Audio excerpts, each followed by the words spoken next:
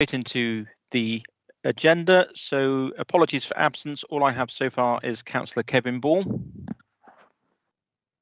There's nothing else from anyone else. Okay, moving on to item number 2, which is the declarations of interests. Members are invited to declare any personal or disclosable pecuniary interests, including the nature and extent of such interests they may have in any items to be considered at this meeting. So does anybody have any declarations of interest to make?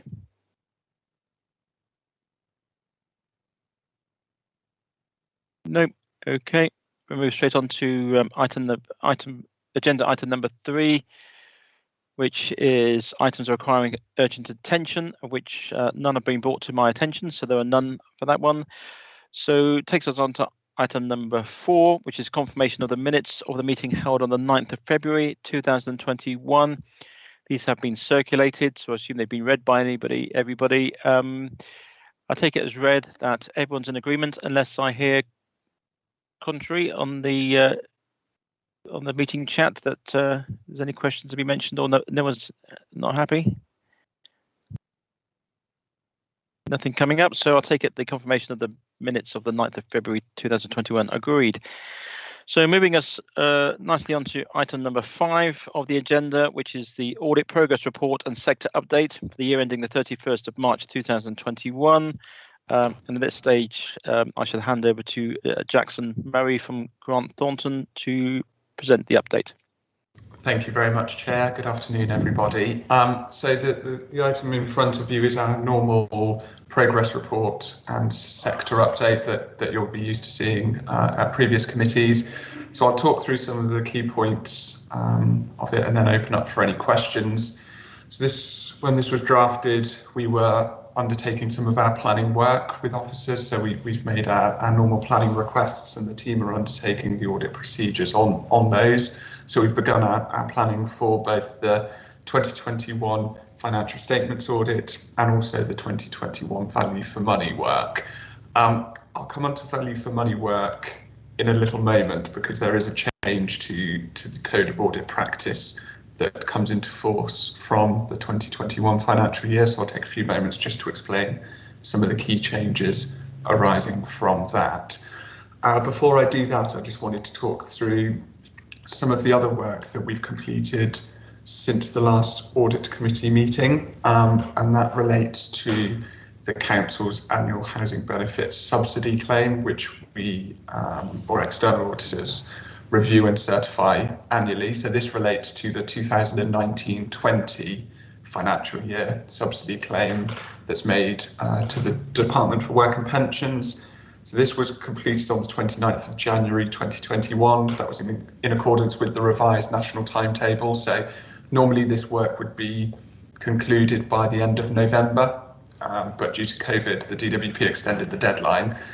So the council and council staff undertake some of the work. We review that work and undertake testing of that to ensure that it's in line with expectations, which is set out on our report. As we state, there were 3 errors identified during the initial testing, and we confirmed that those issues were valid errors, and that further work was undertaken on them again by the council. Concluded that all of the findings that the council made were appropriate, reasonable. The net, or the kind of the final impact of all of this, was an adjustment of just over £3,000 to the draft claim. Now, that's £3,000 on a claim of £9.95 million. So we are talking a very small number here. In terms of the errors, they were all quite specialist and isolated. So the council reviewed all of the cases that were impacted by each of those 3 errors that were identified. The errors being maybe misclassification of expenditure in certain cells on the claim form, and in one case a calculation was based on an incorrect rental amount, which led to an incorrect benefit award. So the total adjustment was £3,000. To give members a bit of context, none of my local government clients who complete this return had a report with 0 errors, and actually 3 small errors in quite niche areas is actually a pretty clean report in my eyes. So I'm just trying to give you some kind of reassurance that actually the council's claim for 1920 was one of the better ones that I saw last year. The amendment was made on the claim and that was shared with the DWP. To date, there's been no contact back from the DWP regarding any of those findings. And the total fee for that work was £7,405. So that concludes the 1920 subsidy audit. We will again do that work for the 2021 subsidy audit, and officers will be compiling the draft claim. The deadline for the draft claim will be the end of April, and following that we will begin procedures on the 2021 claim. The only other piece on that page, on page 5, of our report, is in respect of the financial reporting workshops that council staff attended back in February, which set out some of the changes to accounting standards and auditing standards. So they're up to date with the latest financial reporting requirements. Over the page, page 6, entitled Audit Logistics, this sets out a bit of a roadmap for our planned delivery of the 2021 audit. So progress report 6th of April. As I said, we've begun our planning work, interim work last month, and we continue to update that. We'll then bring an audit plan for your information to the June committee.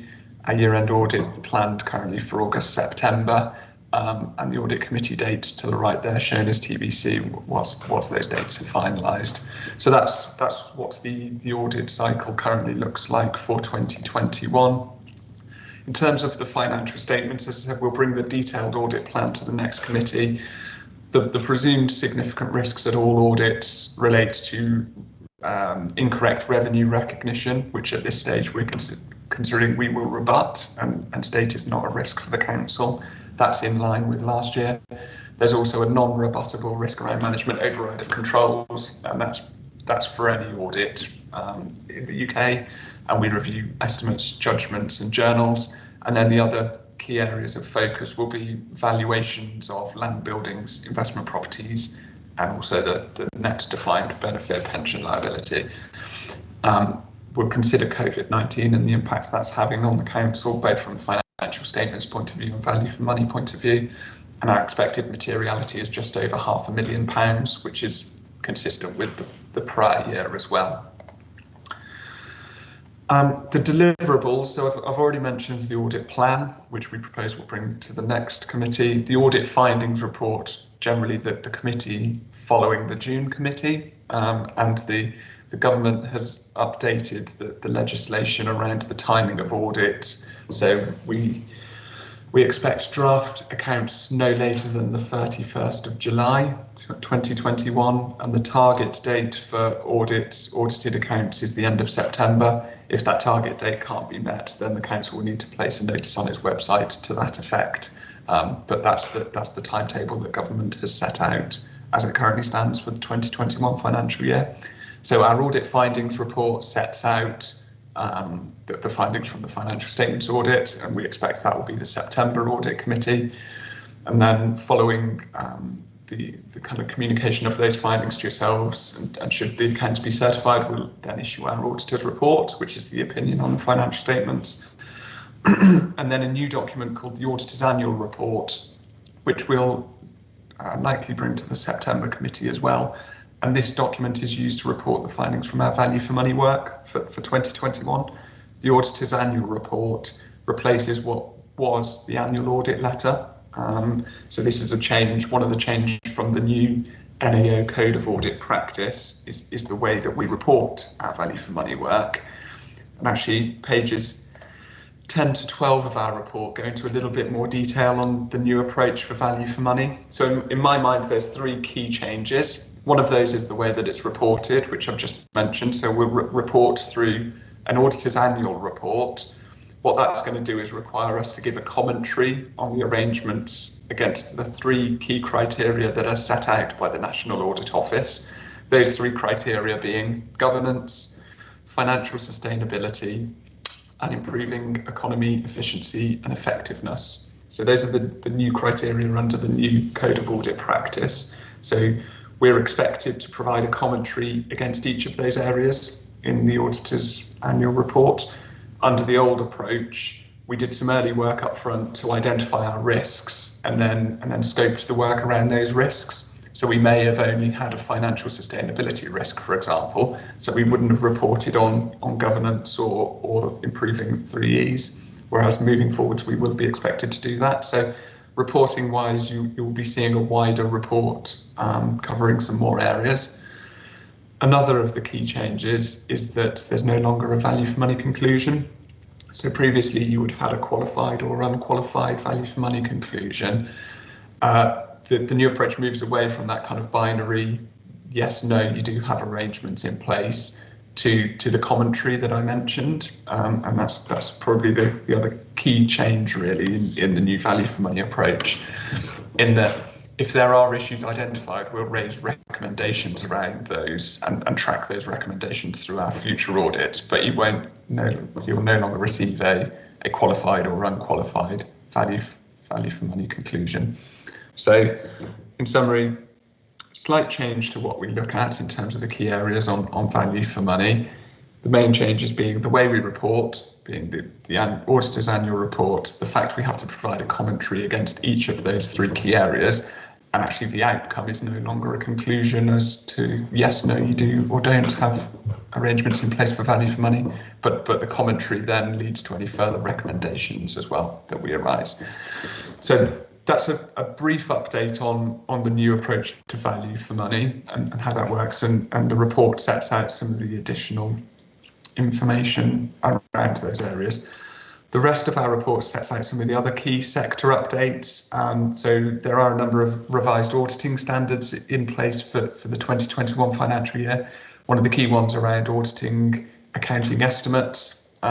So there's further detail on what we're now expected to do around accounting estimates, and the key accounting estimates in your accounts being valuation of land and buildings, investment properties, pensions are the key ones, but then also depreciation, accruals, provisions, a number of other areas. So the slides set out the council's responsibilities and also our responsibilities as auditors under the new accounting estimate standard.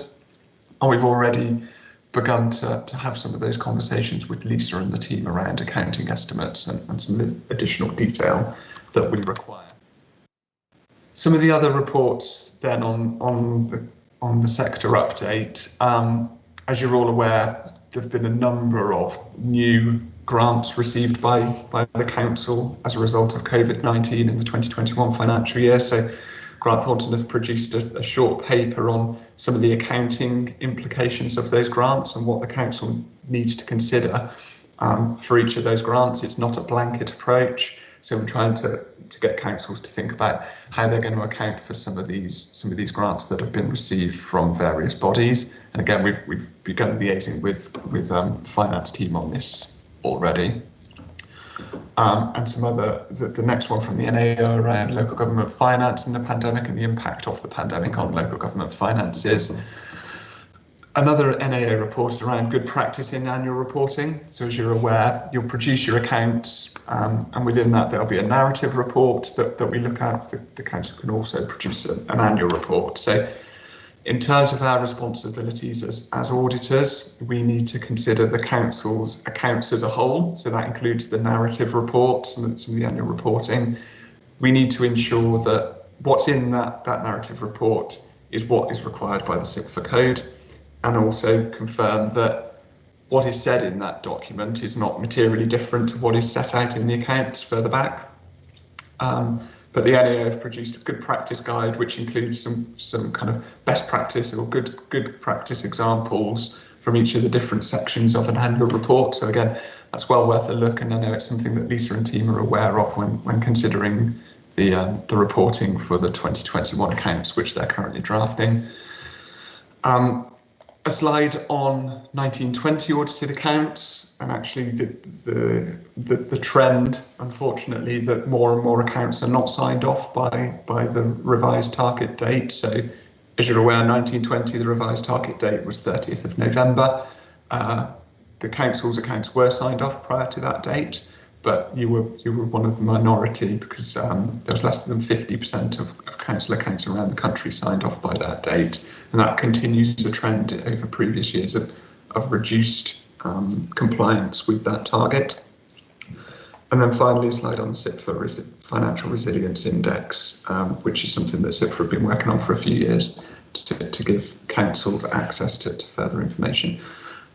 I'm not going to say any more, but happy to open up to members for any questions. Yeah, thank you, Jackson. That was quite informative. There's quite a few points I had to raise, but I think you've covered them all. Yeah, I was going to mention about the classification adjustments, and you've gone through that. It was quite a small £3,000 out of the nearly £10 million. Yeah, just with the new approach, the value for money. I mean, I've often thought that the whole phrase value for money is quite misleading as far as the general public's concerned. It's a case if I went and bought a car, you could sort of say, have you got the right car for the money you paid for it, sort of thing, which is what people tend to think what your value for money is. But obviously, council and accountancy speak, that's not the case. It's actually, do we have the arrangements in place for securing the economy, the efficiency, effectiveness of our resources? It's actually so. I've often thought it's a misleading sort of phrase to have. But in the new approach, because obviously in the past, as you said, you did cover this. You provide a conclusion, you provide an opinion. So you're not going to do that from now on, but you're just going to tell us whether our arrangements are proper. Is that right? Yeah, that's correct. So the way we're obviously all kind of going through this for the first time this year, but both as auditors and audited bodies.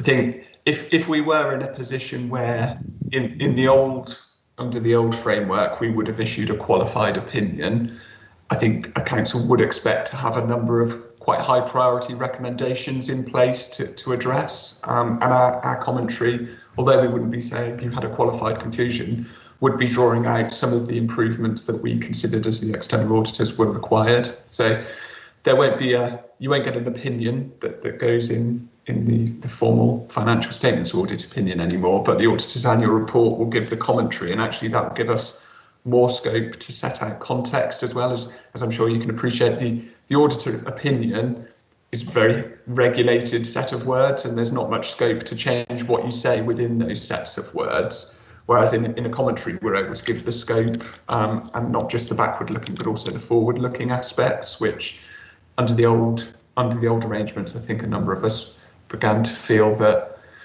we were almost just regurgitating some of the information that you already knew and playing it back to you, whereas this is designed, and the NAO reflects on this design to add more value to you as an organisation. So that's the proposal. Okay, thank you. I'll just got one more question, then I'll hand over to Councillor Yelland. With this sign-off, the sign-off has to be completed by November, and as you said in your report that we've managed to do that, we've always managed to sign off and get our everything done in a timely manner. What actually happens? You said 50% of councils haven't done that. What actually happens if you do miss the deadline? So the council would have to publish a notice on its website to essentially say the accounts audit is not yet finalised. Other than that, not a whole lot, if I'm being totally honest. Historically, there may have been kind of reports that set out the accounts that weren't certified by a certain date.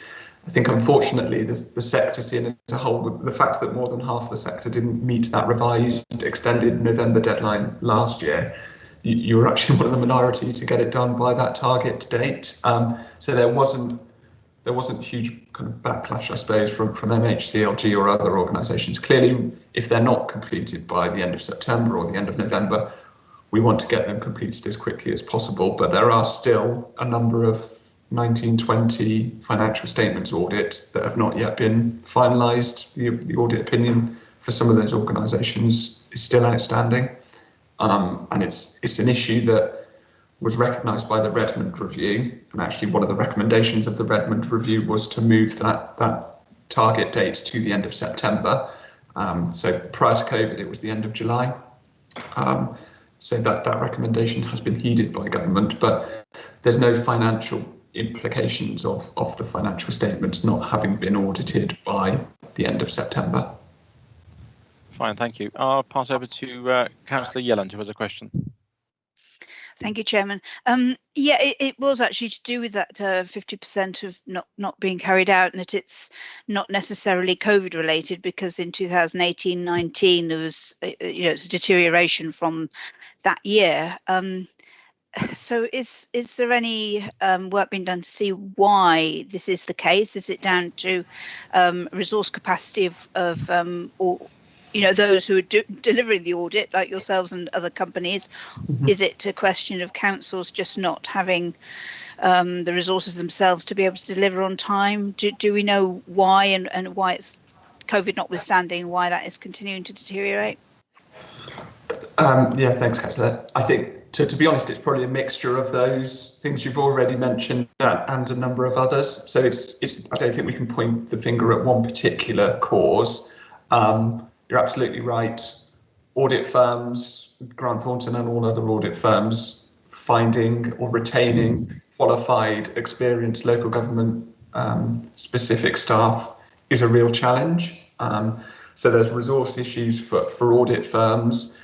I think it's fair to say that a number of councils are also struggling with some of their resource issues. And actually, if we think about it, and probably even if you rewound 5-10 years ago, the accounts were a lot shorter, they were a lot simpler. Now there's a lot more complex transactions going through the accounts. Accounting standards change each year. Unfortunately, when accounting and auditing standards change, they tend to add on additional requirements. They don't take away requirements. So it's kind of a constant iterative process that accounts are getting longer and more complex. Councils are entering into more complex transactions, and I'm not talking specifically about yourselves, but in general, there's a lot of trading companies. There's a lot more complex financial instruments because of some of the financial challenges local government have. So we've almost got a bit of a perfect storm, whereas things are getting more complex. There's fewer people on both sides to do the work, and regulation-wise, the quality standards and expectations are rising annually, exponentially each year, I suppose. So there's more work to do to satisfy those quality standards on bigger sets of accounts that are more complex with fewer people to do it. So it's not painting a particularly great picture, I realise, but I think that's a number of the reasons. The Redmond review picked out a number of those points, so he absolutely pointed at capacity of audit firms, complexity of accounts, timetables, all sorts of things that actually are leading to this issue, and it's something that does need to be addressed, because it feels like, as you point out, it wasn't just COVID. This had been a downward trend prior to COVID. Clearly, COVID has impacted this, but the deadlines were extended even further because of the impact of COVID. So you're right to pick out that this isn't just a COVID-19 point. There's a lot of other factors at play as well. Thank you. Okay, I don't think we have any other questions that I can see. So, Mike, sorry, I've put my name in the chat box. It's Councillor Ridges here. Okay, Councillor Ridges. Is it okay if I just come on? Yes, please. Yeah. Yeah, to a couple of points. Yeah, I totally pick your point up about what the public think is value for money. We felt a bit like an oxymoron on the word, actually. Mm-hmm. But that's the accounting standards. I think that Jackson raises some good points here, and one we need to account for as well in our costs of when we're looking to do commercial transactions, whether it's lettable buildings, etc., is how that they will impinge on the services that we ask our accountants for. So sort of the indirect cost of the resources required, and I think that's a particular point to note.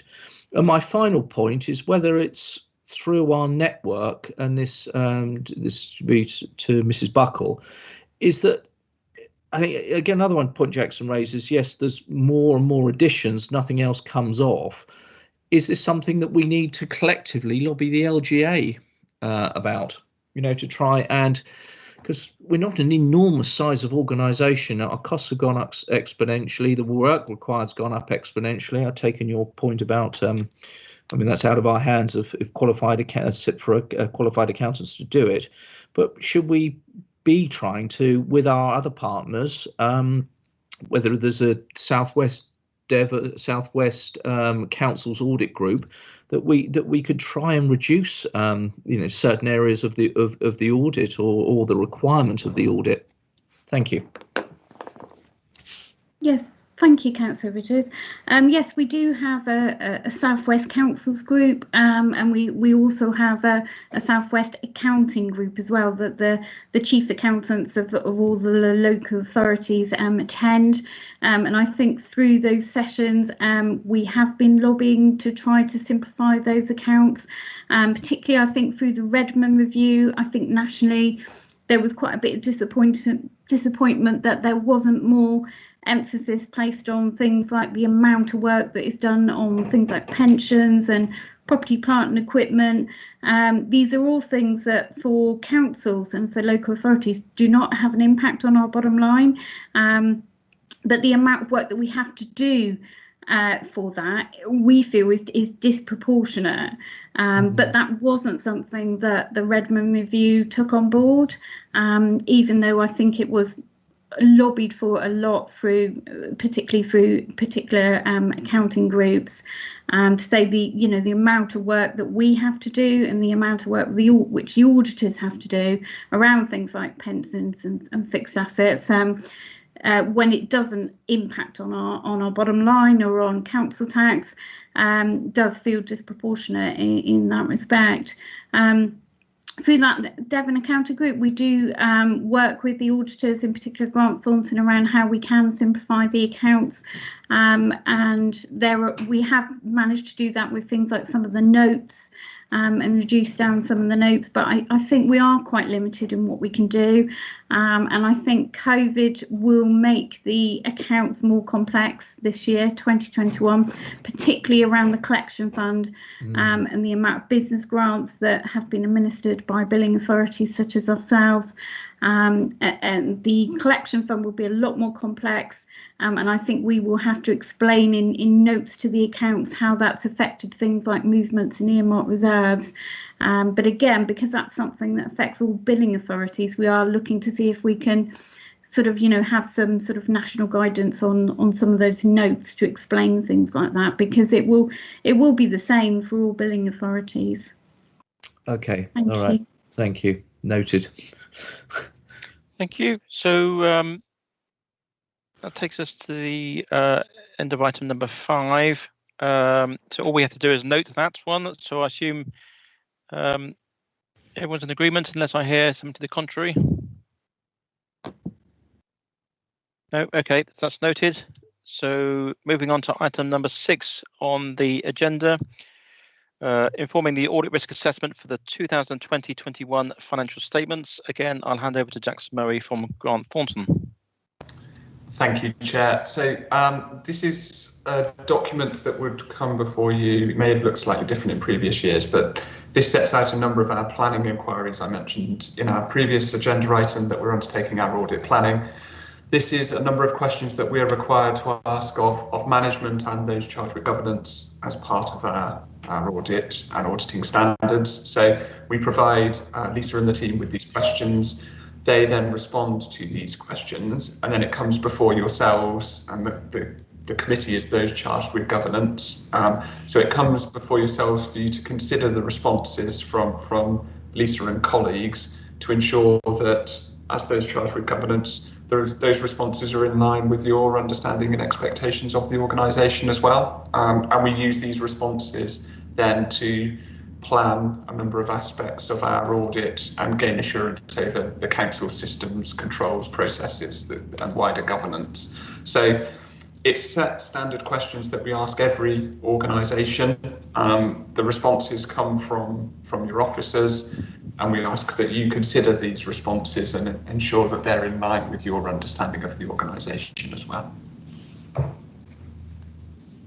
Okay, thank you. Just a few points I've got. On the bottom of page 30 of our agenda papers, which is page 4 of this report, the final paragraph it states that we've received a response from South Hams District Council. That should be West Devon Borough Council.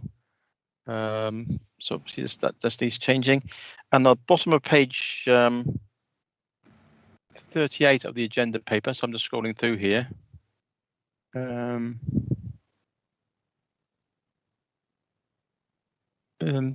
I on the papers, it's number. Where did it go from? Yeah, it's got question 8, and 9 and 10 are missing. So I don't know, Lisa Buckle, if you or the same happens on the page bottom of page 49 of the agenda papers actually, where there's the bottom's missing. So I don't know if we need to cover that to make sure we haven't missed anything key.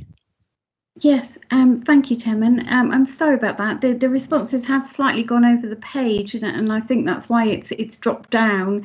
I can share my screen though, so that we can just have a look at those questions and responses to number 9 and number 10. If I just do that now, and perhaps you can let me know if that appears on the screen. Can you see that now? Is it showing number 9? So, yeah. Number 10, so question number 9 was around what I considered to be high-risk posts. So I've identified there all 5 posts within the senior leadership team and listed those. And the question is, how are risks relating to these posts identified, assessed and managed?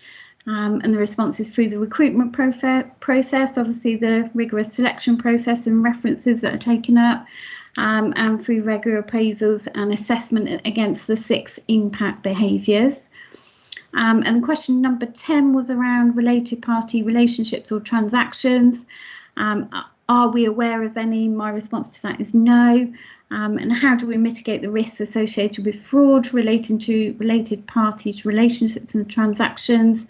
And the response I've put there is the monitoring officer holds a register of interest for members and officers. So apologies, Chairman, that one has gone over the page, and I think there is one slightly later on as well that I can point to when we come to the relevant place. If you want to do that now, it's bottom of page 49 of the agenda, which is page 23 of the report. It's just the very bottom column. It's sort of the wording's missing. I think it may be this one, depreciation and estimated remaining useful lives. Yes, so again, apologies, that's slightly dropped off the page. So again, in terms of the method or model used to make that estimate, we've just said that depreciation methods, useful lives and residual values are reviewed each financial year and adjusted if appropriate. And that is something we would discuss with our internal asset team, who are our valuers for our fixed asset properties.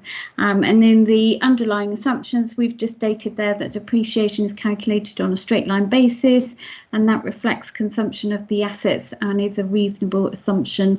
And that accounting estimate has not changed from previous years. That's been kept consistent. That's fine. Yeah, thank you for that. Thank you. I didn't think it'd be anything major, but I thought I'd better check. Yes, thanks very much. The other thing I had was on page 6 of the report, page 32 of the agenda, it talks about the use of external solicitors rather than our own internal solicitors. Again, Lisa, that's a question for you, really. Why would we use external solicitors rather than our own? Yes, so we do use some external solicitors, and that tends to be where the advice that we need is very specialised. So one instance, for example, that I'm aware of in 2021 has been around legal advice for community housing schemes.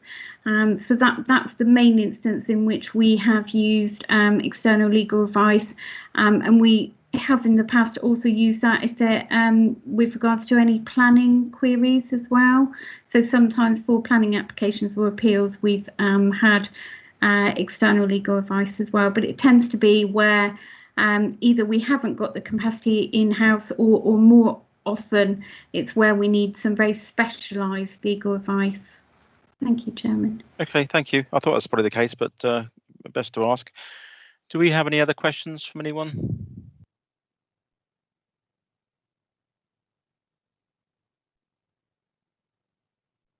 Not that I can see. So on item number 6, the audit risk assessment and financial statements 2020-21. So we just note those unless I have any objections.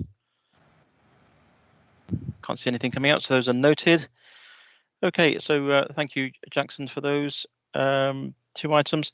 Item number 7, the internal audit progress report 2020 and 21. I'll hand over to Councillor Edmonds to start with. Thank you, Chair.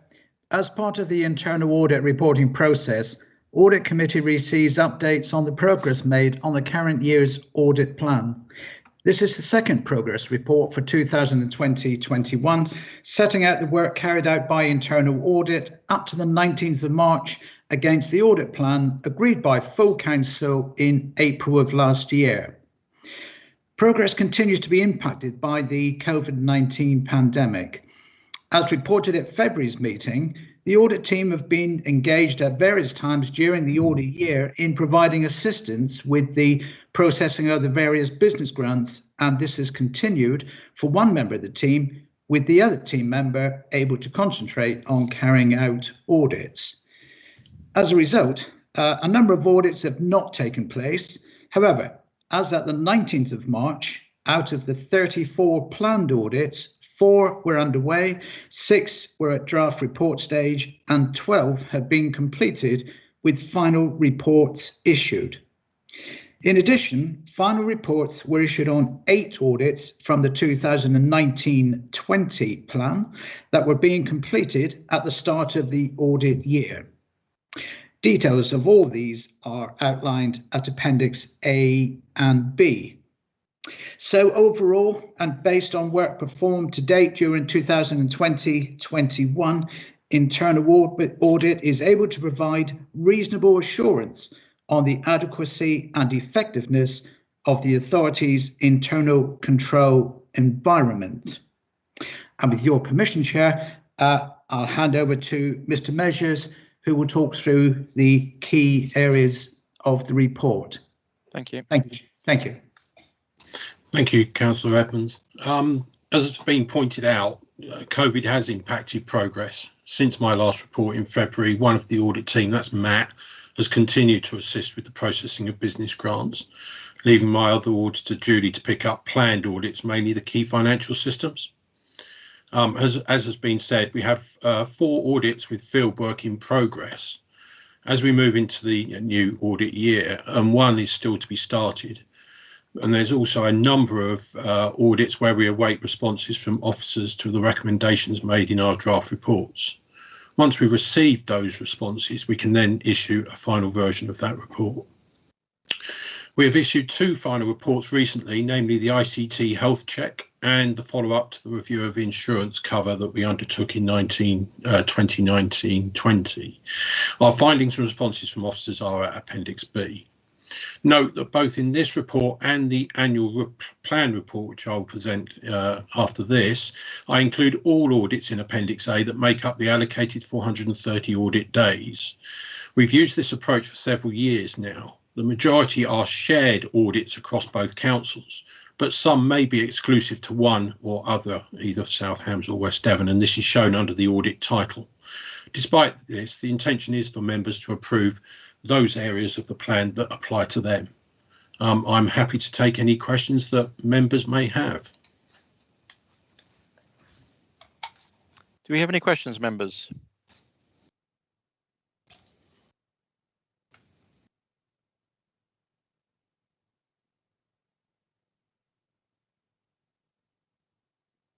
The only thing I was going to mention, and I think we covered in the February meeting, was really about the building maintenance works scheduling, and you gave an assurance opinion of limited. Mm-hmm. Was there a reason for that, or can you remind me of the reason? Yeah, the reasons behind that, Chairman, were basically we've discovered that work was underway in developing a planned maintenance schedule, but that hadn't been completed.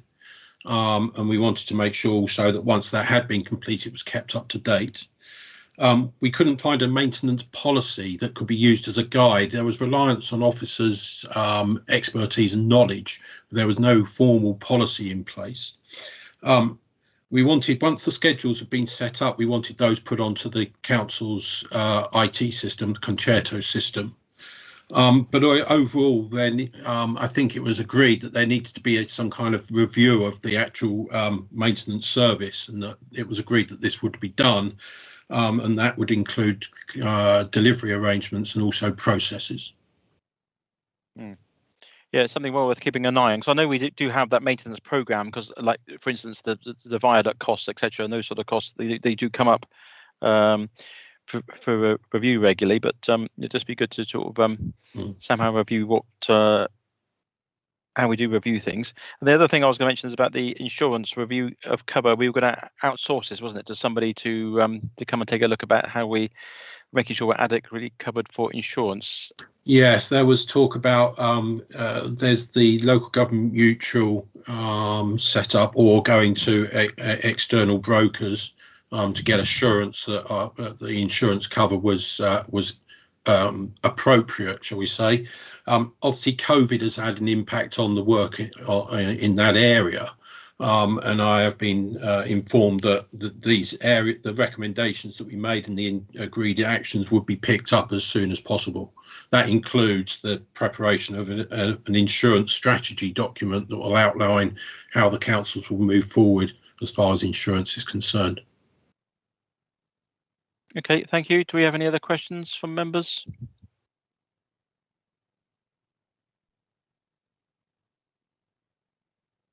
Okay, we have one recommendation, which is found on page 53 of the agenda papers.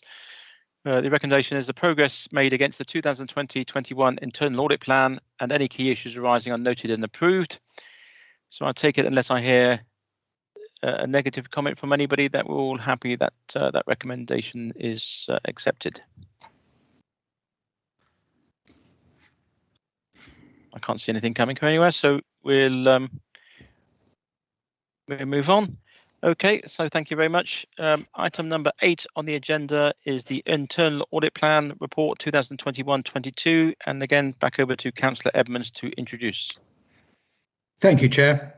The Public Sector Internal Audit Standards requires the Head of Internal Audit to prepare a risk-based plan of internal audit activity that is designed to support an annual opinion on the effectiveness of the systems of governance and internal control within the Council.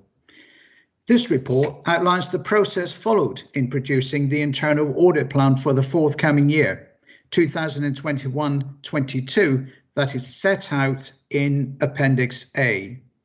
The plan is designed to offer flexibility to enable assurance to be obtained over current as well as emerging risks.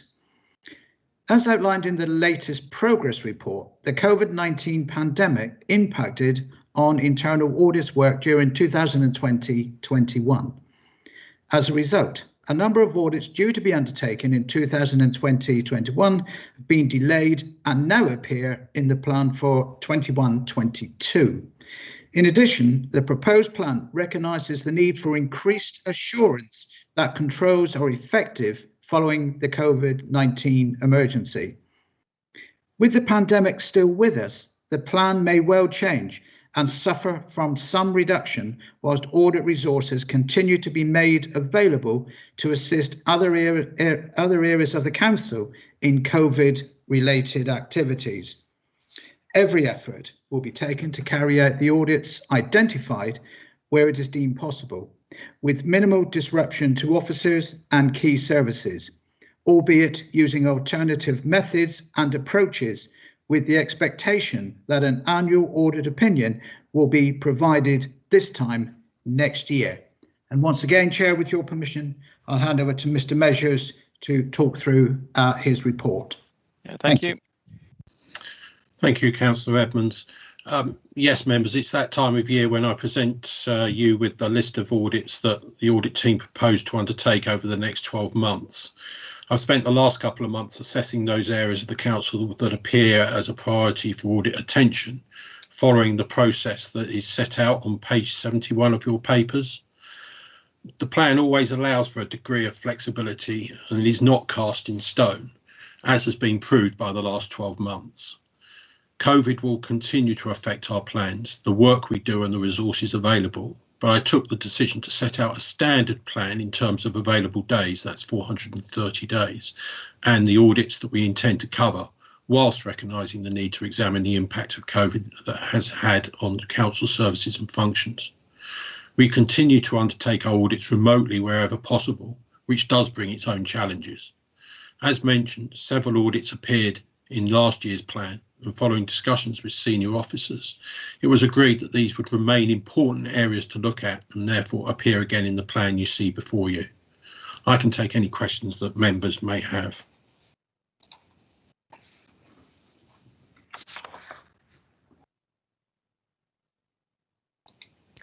Councillor Yelland. Thank you, Chairman. Yeah, question relating to in Appendix A, when we're talking about the areas that were being deferred, and then we're looking at the amount of days that are allocated.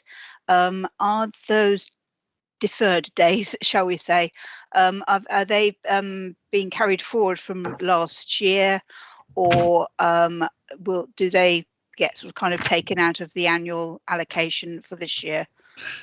Thanks for that question, Councillor. The days you see before you, last year was last year. As I think I said in the progress report, we lost something like about 165 days. So the 15, if I take, for example, on page 75, locality officers, management roles and scheduling, there's 15 days in there. Those 15 days are part of this year's 430 days allocation. So it isn't a case that we're necessarily rolling days forward. You know, this is a completely new plan. You know, it's not connected in any way as far as resources is concerned from last year. Sorry, I was trying to unmute. So if I may have a supplementary, Chairman, so does that mean there was an underuse, if you like, of days, allocated days from last year?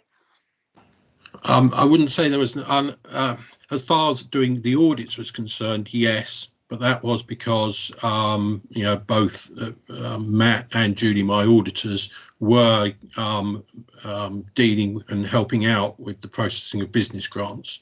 And that has continued for Matt right up until, you know, I think last week. So therefore we lost about 165 days in 2021.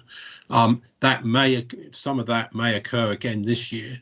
As I say, the plan will be affected by COVID, and if there is a need for my staff to be used elsewhere within the council to help out on COVID recovery, anything related to COVID, then I will make my resources available. However, always bearing in mind that I have an audit plan to cover, and that I've got to do a fair amount of that audit plan to be able to give the assurance this time next year.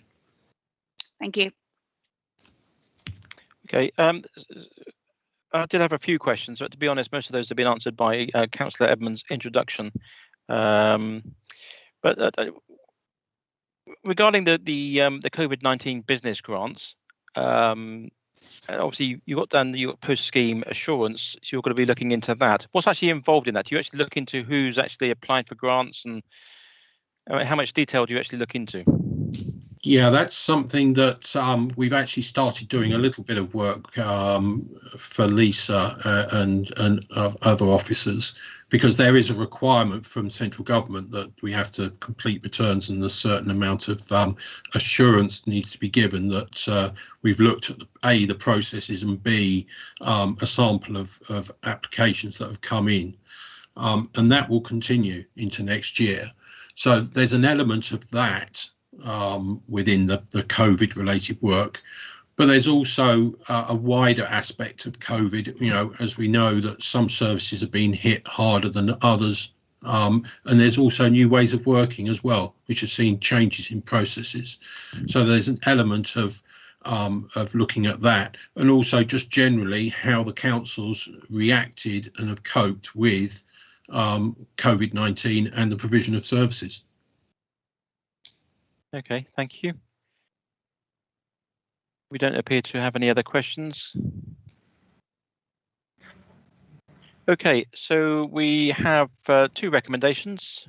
It is recommended that 1, the report be approved, and 2, the proposed internal audit plan for 2021/22 at Appendix A be approved. So I take it that everyone's in agreement to that, unless I hear otherwise.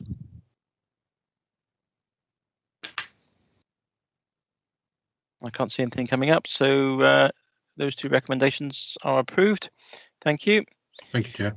We now move on to item number 9, shared services methodology 2020-21, and again it's over to Councillor Chris Edmonds to introduce. Yes, thank you, Chair. The Council is legally required to maintain adequate governance and financial arrangements to ensure a fair allocation of shared cost between West Devon and South Hams councils who have been shared service partners since 2007. Details of all the allocations and the methodologies used are set out in Appendix A. Whilst most service areas remained unchanged or below the 3% tolerance level, waste, ELT, internal audit and planning enforcement have been adjusted for the reasons set out in the report. The allocation of shared costs was identified by Grant Thornton as one of the key financial statement audit risks. Their financial report for 2019-20 concluded that no issues were identified. And Grant Thornton will continue to carry out testing on the 2021 shared service allocations as part of the final accounts audit. Shared service allocations and the methodologies used are reviewed on an annual basis, and further reports will be brought to this committee. And the report recommends that the Audit Committee notes the methodology of the shared service apportionment of costs between West Devon Borough Council and South Hams District Council for 2020-21. Thank you, Chair. Thank you. Do we have any questions?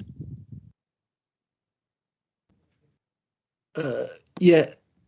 Oh, yes. Councillor Richards. Yeah, I know this. I mean, so overall, I think what the report. So we're 16,300 worse off on this if you top them all up. In terms of it's sort of come right at the end of the financial year 2021. So shall we just? I mean, the amount's probably immaterial. So. In terms of budgeting, it probably doesn't make a particular difference. And I think, are we saying this is probably more a statement that this also applies for 21-22 financial year that we're going into? Do we sort of old-fashioned word? I mean, we come to the end of the financial year, so do we make adjustments for this in the 2021 year? Is that how it's done? And what happens for 21-22? I shall hand over to Lisa Buckle, I think. Is that right, Yes. Chris? Yeah. Thank you, Chairman. Yes, so the three main areas where there were a change in this financial year were waste, the extended leadership team, and again, that was more related to waste, and internal audit and planning enforcement. And when you put all those 4 areas together, the net impact for West Devon means that West Devon will have less of a salary cost by 27,500. So all those areas together means that overall West Devon's share of the salary costs for the workforce is lower by 27,500. So South Hams is going to pick up 27,500 more. West Devon will pick up 27,500 less than what was originally budgeted, based on the actuals that we've now got from the data as at the end of December. The main reasons for that are mainly related to waste. So South Hams have gone through a major service change. They've moved to the Devon Aligned service.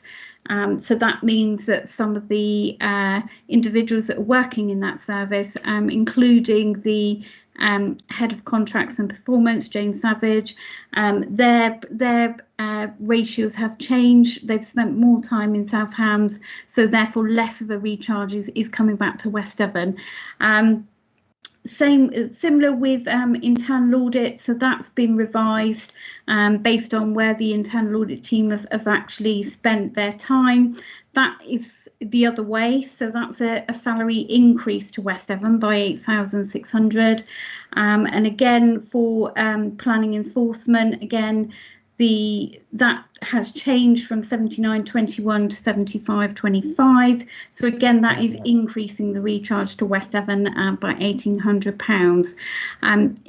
In terms of what do we do about the 21-22 budgets, if we think that is a pattern that's going to go forward, so for example planning enforcement, then we've changed the budgeted amounts for that. But if we think it's a one-off like the waste, then we won't change next year's budgets for it, because what we're anticipating is that actually in 21-22 there will be more time spent on waste, possibly in West Devon, because we'll be looking at things like the free weekly collection. So therefore we don't adjust that we don't change the budgeted amount, because it's just a one-off that happened for 2021. Does that help? That really helps. I do apologise. I've put a plus and the minus in the wrong place on my extended leadership team. Well, I don't know, for some reason, reading it through over the weekend, I thought that was an increase, but it is clearly a reduction, and hence it's a reduction. That's my fault getting it right the wrong way, around the wrong way. But thanks for explaining how it goes on into this year. Thank you. And how we account for it. Thank you. Okay, Councillor Yelland. Thank you. So just looking at that again a little bit more.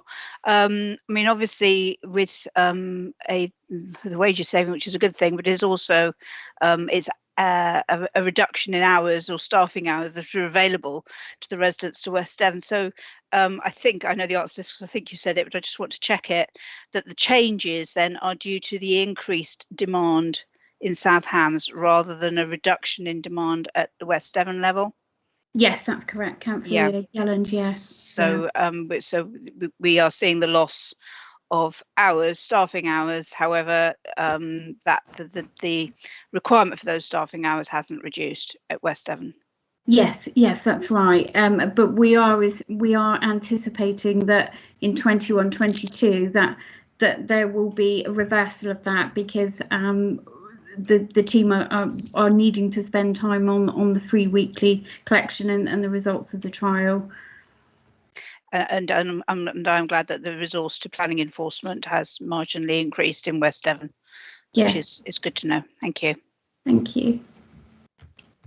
Okay, Lisa, this is quite a simple one, I hope. But on the basis that with all employees, they're either technically employed by South Hams District Council or by West Devon Borough Council. So we had all our employees lined up in a long line.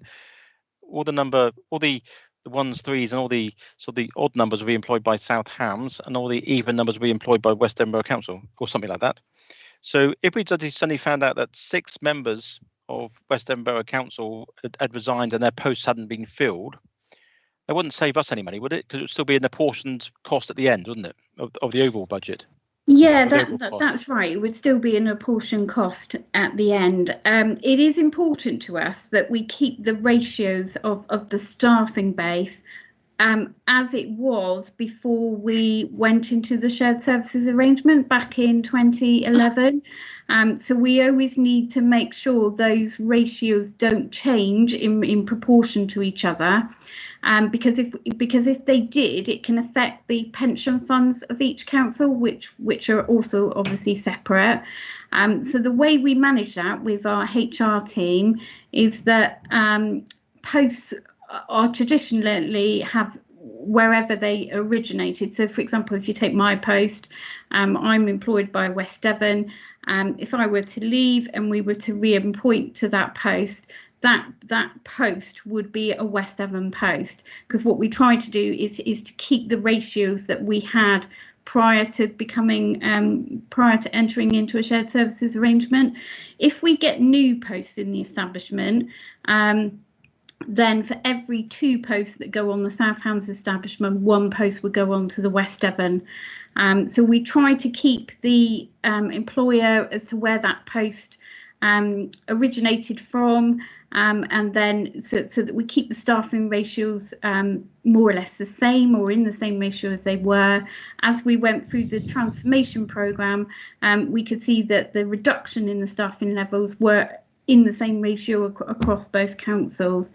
So that's something we do need to keep quite a close eye on, and we monitor that with the HR team to make sure that we're not having any detriment impact on either council's pension fund through where staff are employed by.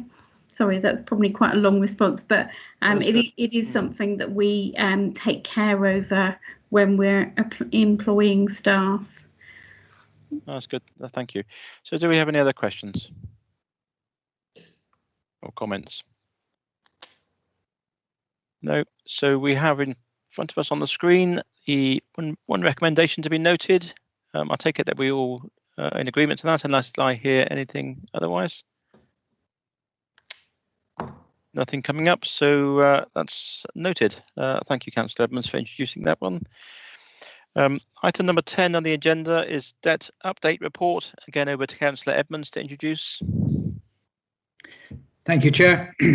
This report provides members with an update of the position of sundry debt and housing benefit overpayments up to the 28th of February 2021. Looking at sundry debts, which consist of estates management, licensing and housing, the table on page 91 of your agenda papers shows that the total of sundry debt outstanding at the end of February was 142,000 compared to 161,000 at the end of September last year. At the start of the pandemic, the council took the decision to pause the chasing of sundry debts. But recovery action has now recommenced in accordance with the council's recovery policy. Members will note that there are 3 debts in excess of £10,000 and a brief description of the circumstances relating to these debts is shown in the report. To provide precise details of these debts would require us to move into part 2. But in respect of the commercial tenant, I can confirm that the business is still trading and officers are working with the tenant to agree a repayment plan. The environmental health invoices are expected to be paid in full in due course. And the total sum outstanding in respect of these 3 invoices is £38,133. A summary of aged debt in excess of 120 days is also provided with confirmation that repayment plans are agreed whenever possible and a decision made to write off when the debt is deemed to be irrecoverable. Moving on to housing benefit, the majority of overpayments arise from a delay in claimants advising the council of a change of circumstances. The current overpayment position is reported in 2 categories, those still in receipt of housing benefit and those that are not. For those still in receipt of benefit, the figure outstanding at the end of February has risen slightly from the figure reported last September. But there is a greater likelihood of full recovery from claimants who are still in receipt of housing benefit. The overpayment figure outstanding at the end of February 2021 for claimants no longer in receipt of housing benefit shows a slight decrease from the September figure.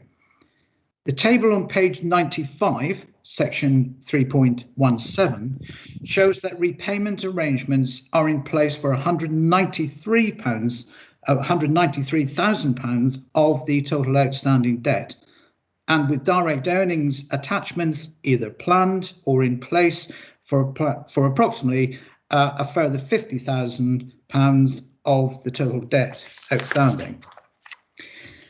At the February Audit Committee meeting, members raised questions around housing benefit overpayments.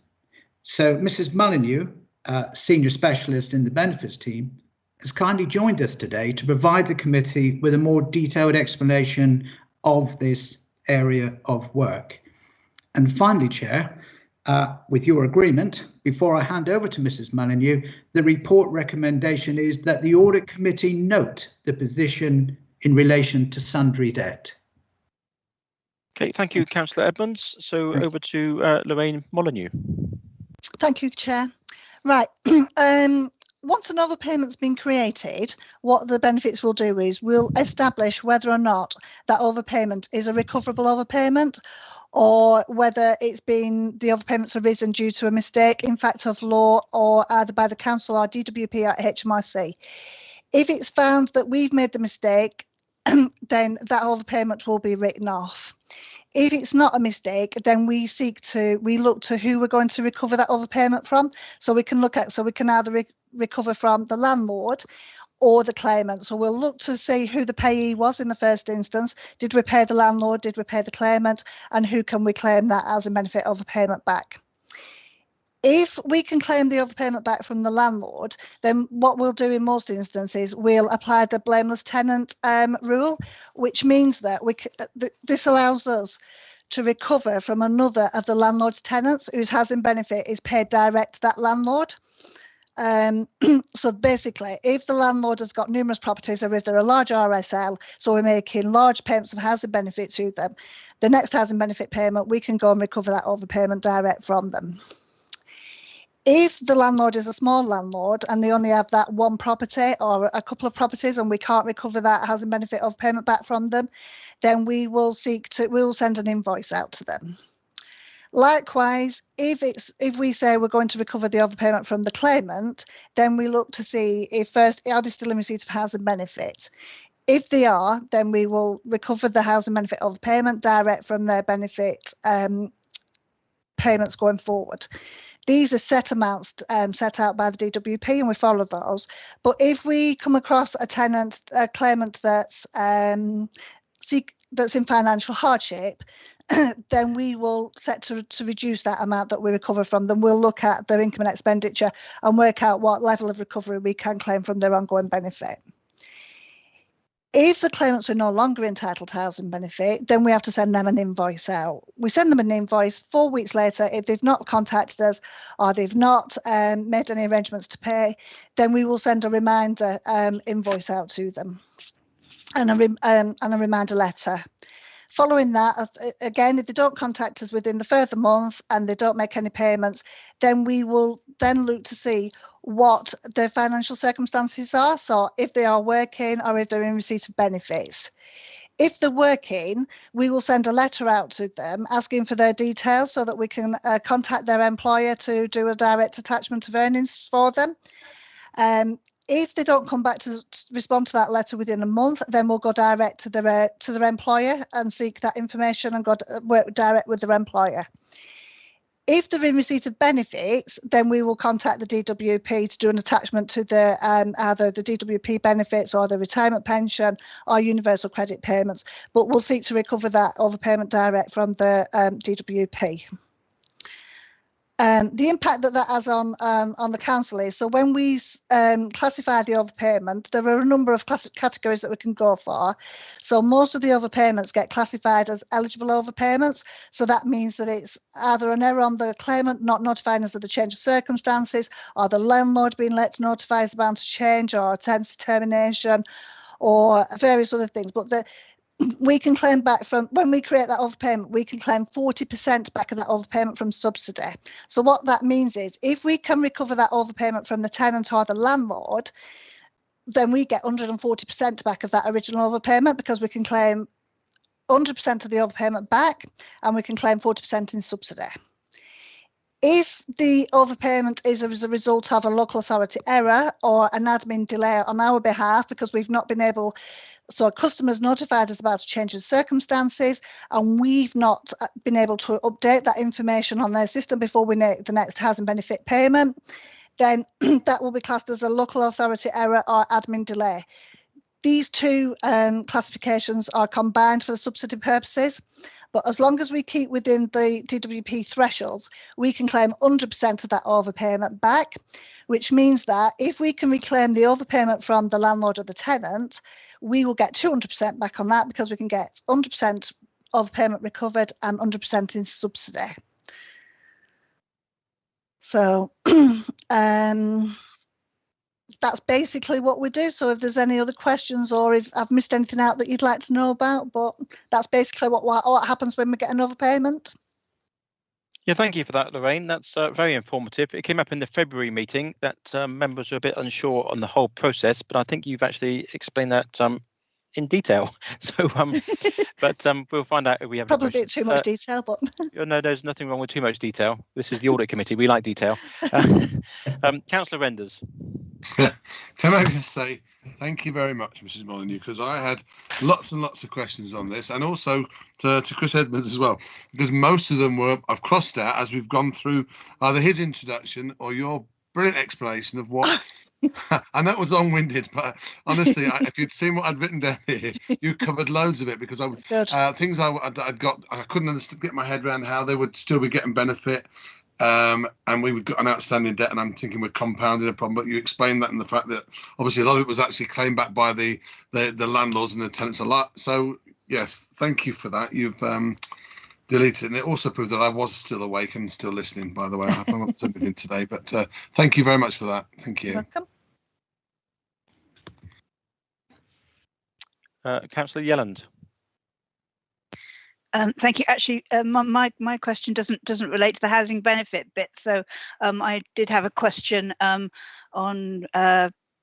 paragraph number 3.7, which was to do with licensing invoices.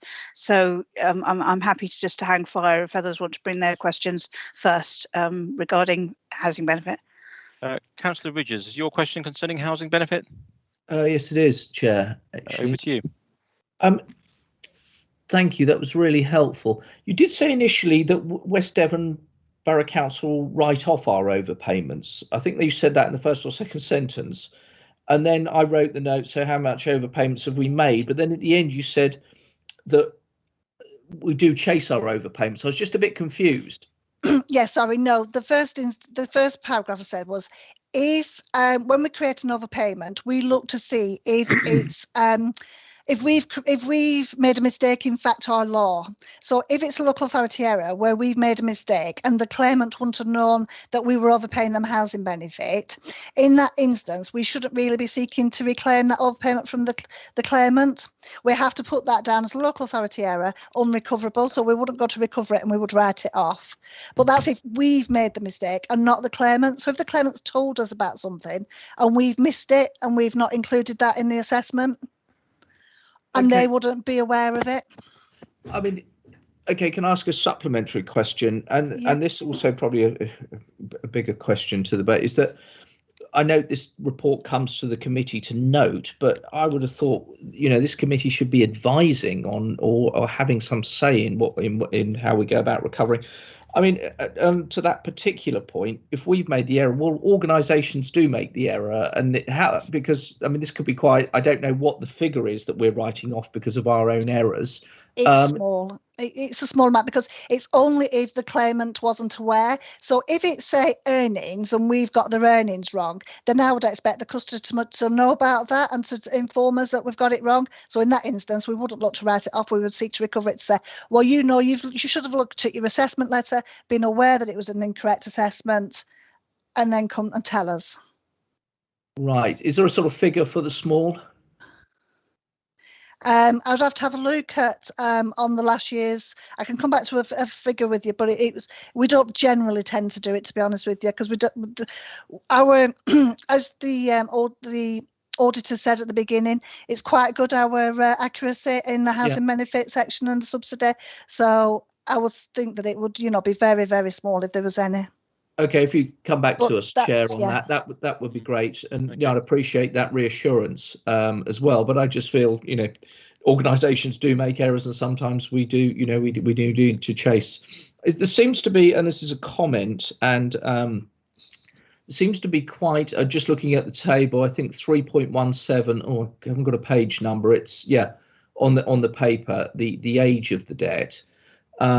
And most of it seems to be overpaid arrangements in place, which is reassuring. But we're slowly nudging these debt levels down. And I know the circumstance in COVID, and it's better to it's better to have long-standing arrangements and get the money than force people over the hill. But I just think there's such a good incentive. Should we not be chasing it with a bit more alacrity? And I was quite reassured about the incentives to make us do it. But do we have any? And that really leads me on to, do we have, or should this committee be setting targets for what we want debt reduced to? Because I just feel we're just noting, but actually we're councillors and we should be should we be guiding more? I don't know what the arrangements are, the governance arrangements for this report, but I'm very, very pleased to note, I'm very pleased it's shared. I'm pleased that it's positive going down, but shouldn't those sort of be the issues that we as councillors should be saying, right, we need to be setting targets? And I don't know whether those targets can be incentivised. They may not be able to, further to the report we had at Main Council last week. But is that an opportunity to set targets and incentivise targets? And maybe that's one for the chair as well. Thank you. Well, I think it's one of those things, Councillor Richards, I think we have done over the years, not set targets, but we have actually asked it's been an area of focus to sort of get the housing benefit overpayments sorted out. But I don't know if on the legality of actually us setting targets. As Lisa Buckle, have you got any thoughts on that? Yeah, certainly. Thank you, Chairman. I think in the past we have set a sort of target level or a level that we would like to see the sundry debt keep below. And we've monitored against that. I certainly remember doing that in the past. The difficulties that we found with that, particularly around the sundry debt, whereby sometimes it's the timing of the invoice, so for example, we did raise some invoices in the last week in March, and that has increased our sundry debt level. But looking at the nature of those invoices, for example, some were to Devon County, well, you can more or less say that's 100% recoverable, that we're going to get paid for that invoice. So the difficulty we found with setting a target level was sometimes the timing of invoices meant that it was having an artificial effect, if you like. But there's no reason why we couldn't do that. I'm not sure about incentivising recovery. I think the committee certainly could set a level that it would like sundry debt to be kept below, and then if it does go above that, we could explain the reasons for that. For example, an invoice has had to be raised, for example, to county, and then we could explain, how recoverable we feel some of those larger invoices are. There isn't any reason we couldn't do that. Is that helpful? Oh yeah, because as Councillor Richards raises the point, I mean, it's one of those. Sometimes we are looking for a few £1,000 here, a few £1,000 there to sort of sort the budgets out. But if we maybe trying to think of the way forward, is it worth putting it on a future agenda that we can have a look at it and come up with a way forward? Yeah, what we could do is the next time we bring this report back to members, we could certainly suggest target levels, or if members want to suggest target levels, and then we can monitor against that. Like I say, we have done that in the past. Things that tend to throw out the sort of sundry debt balance is where, for example, we have to raise invoices to county for Section 106 contributions and things like that. And sometimes those amounts can be quite large, and that was what was sort of skewing the figures sometimes. But I think as long as we had a figure, and then within that figure, it could say, the following, the Devon County Council is included within this, so at least members will be aware. I mean, Councillor Richards, how does that all sound? If we bring it forward to a future meeting? Yes, yes, I think that would be a really good idea. I would like to see, and then we could, I mean, at the moment it's 142,000. That's the sundry debt level. Would we like to say we want to bring that down to 120,000 next year or something like that? But I think it would be good to have the targets.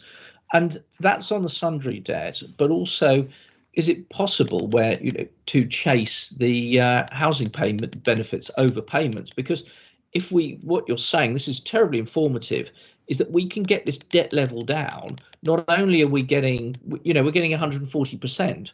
So there's income to be made here for the council, because we can get incentivised to reduce this debt. So by having some strong targets, and if we're putting strong targets to it, we might want to have, it gives you the scope potentially for additional resource to it. Might be it might be contacting outside bodies or other agencies to help us chase this debt with a bit more alacrity.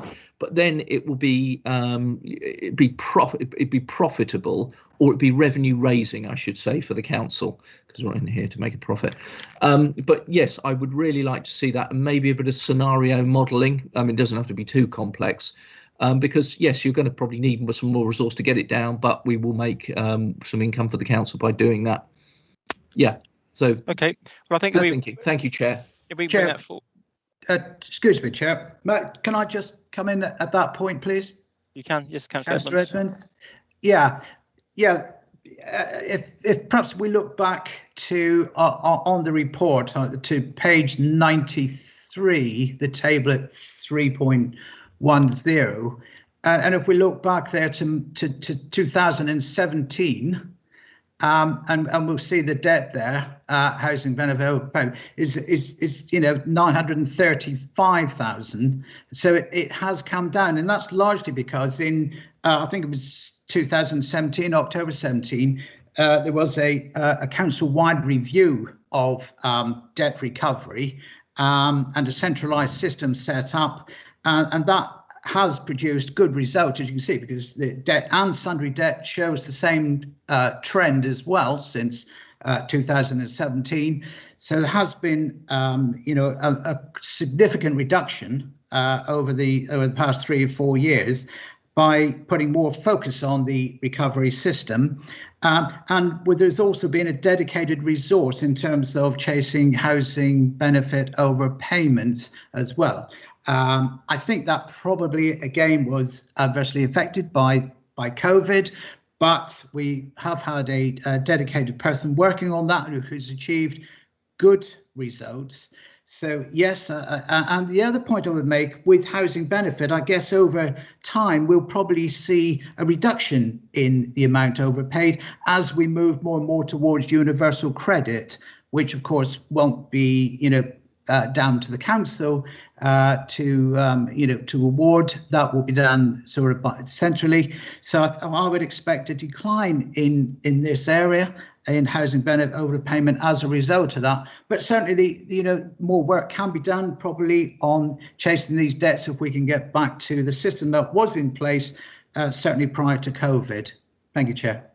Yeah, thank you, Councillor Evans. I mean, it's well worth, as you pointed out, that to where we were a few years ago and where we are now is a significantly different place, and I think it's well worth mentioning it as Lorraine Molyneux's here, but the work that she's done and her department's done has been quite excellent. Both coming out of the external auditors' reports and the internal auditors' reports. It's a very smooth operation in that department, and so I think although there is room for improvement, I think we should acknowledge they have made some major steps over the last couple of years, absolutely. which has been absolutely fantastic. So I'd like that to be reported back to that team if possible. That we do appreciate what they've done, because it really has helped out the council. Okay, so we have any other questions on housing benefits or housing benefit overpayments before I go back to Judy Ellen's question? Just a comment and a point, if I may, Chair. Sorry. Yeah, Councillor Renders.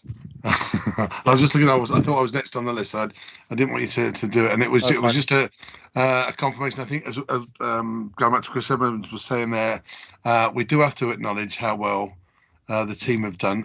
Given as well, if I read this correctly, there has been no since COVID hit. The recovery team have not really been trying to recover anymore. So the fact that it's gone down and we've done so well does prove that the systems are in place and are working. I wouldn't be against monitoring and perhaps setting targets in the future, but I think that's for another time. Thank you. Yeah, I think it's one of those things. I've been on the audit committee for a few years now, and it was a few years ago. It did cause some concern, and as Lisa Buckle pointed out, we did sort of set some sort of targets for the way that the direction should be going, and it has gone that way. So in a way, we haven't actually come up with some fixed figures, but we can review that at a future meeting. Okay, so if there's no other questions on housing benefit or housing benefit overpayments, I'll go back to Councillor Yellen's original question. Thank you. Before I go to my question, I just suggest that possibility that a training session on benefits might be helpful to perhaps, explain a little bit about sort of official error and where debts are enforceable or unenforceable if people have going through bankruptcy or an individual voluntary agreement, or even if they've got a debt management plan, which means that it can take a long time to recover any overpayments if it's going through debt management plans. So members might find it helpful, actually. Anyway, my question, 3 points, so this has nothing to do with housing benefit. At 3.7 on the papers, it talks about the debts relating to licenses, which are the majority, 30,000, relates to environmental health, and the majority of these are licenses and therefore low value and high volume, with licensing invoices not currently being chased and customers who have already been paid being offered refunds under the additional restrictions business grant scheme. My question was that if there is outstanding debt on those licenses that were actually granted, shall we say, during this year, whereby if they had paid they would get a refund, is the council able to offset the value of that debt against that grant and thereby write the debt off essentially? I can answer that question, Chairman. Yeah, thank you. Unfortunately not, Councillor Yellen. We can't offset in that way because of the guidance around the business grants.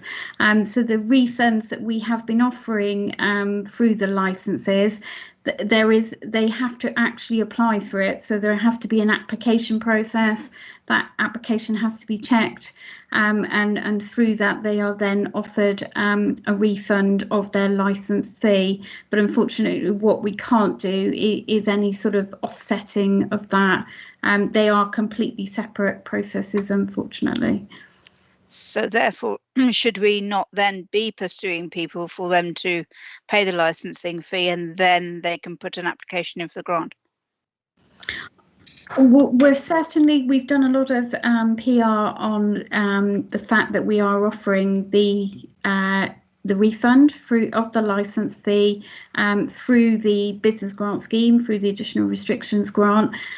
So where people haven't yet applied, we will be chasing those up and offering them a refund. As I say, they do have to apply for that. We can't just automatically refund them.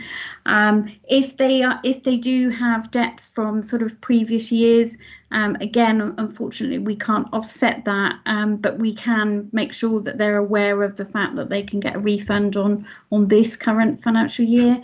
I mean, I will check with Claire around the age of some of those debts, but I suspect that those are more historic debts rather than current debts as such that have happened in this financial year.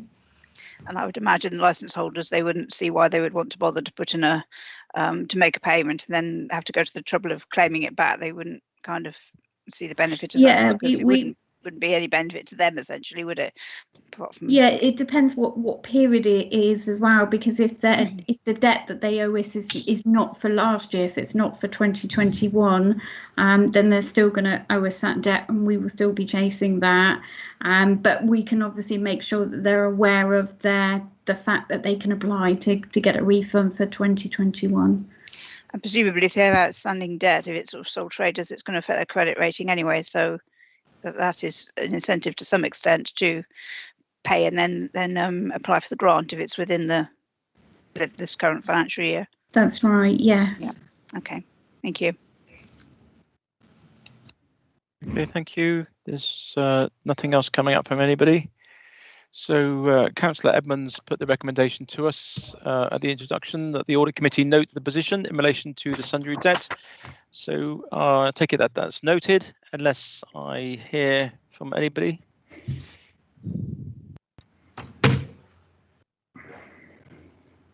Okay, so that's noted. Thank you very much, Councillor Edmonds. Moving on to item number 11 on the agenda, which is the budget book for 2021-22. Again, Councillor Edmonds to introduce. Thank you, Chair. And finally from me today, a copy of the budget book for 2021-22 is attached to the report setting out the Council's revenue budget. Page 103 of the agenda papers shows an overall summary of the Council's budget, followed by a detailed breakdown of each of the service areas, including any environments within 2020-21. And the recommendation is that the committee notes the content of the budget book for 2021-22. Thank you, Chair. Do we have any questions at all concerning the budget book?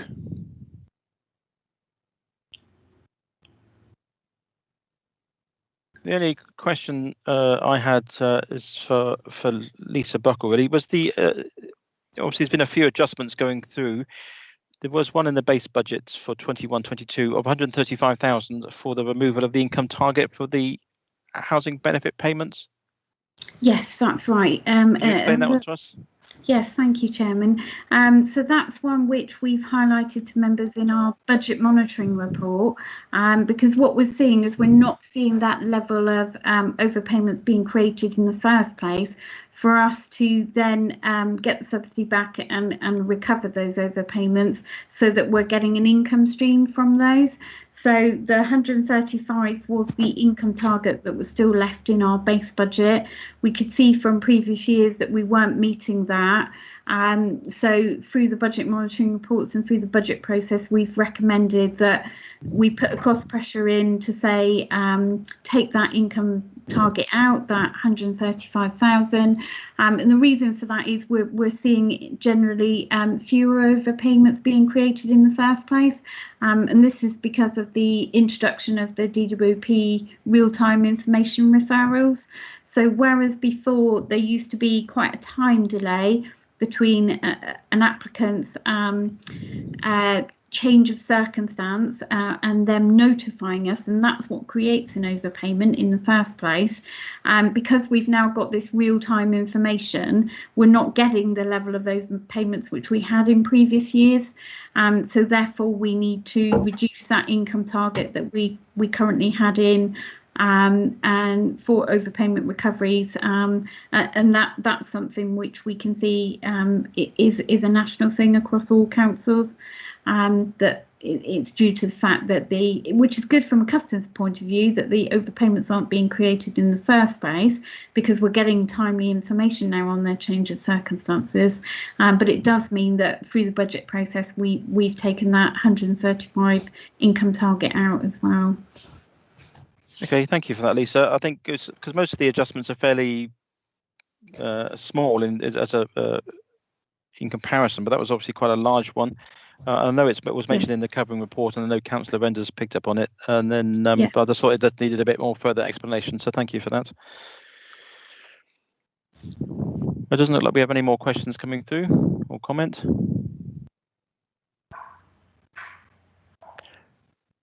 No. So what we have in front of us, the recommendation that the Audit Committee notes the content of the budget book for 2021-22. I take it we're all in agreement to that, unless I hear anything to the contrary.